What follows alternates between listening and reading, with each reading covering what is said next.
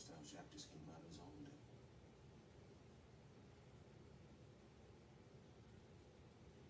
Well, we don't have no straps. And what rules we do have are meant to help keep us chucking straight ahead. Can you dig it? Sounds good to me. Real cool. All right.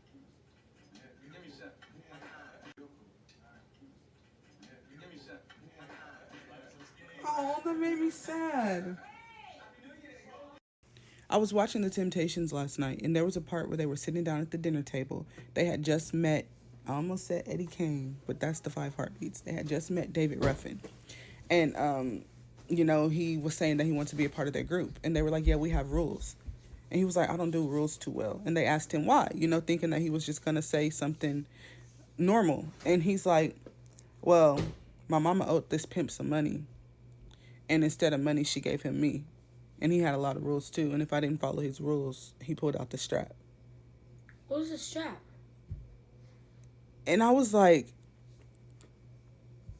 that made me sad. And Otis just wound up just deflecting from that moment by saying, well, we don't got no straps and all of our rules are just to make you better, So they just skipped over that. And then the movie just kept going. But we realized that David Ruffin winds up falling into addiction and lust really heavily. And it winds up being to his demise.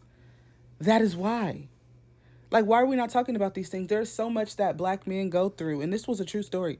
There's so much that black men go through that the world just doesn't talk about. How many of us have watched The Temptations and know that movie?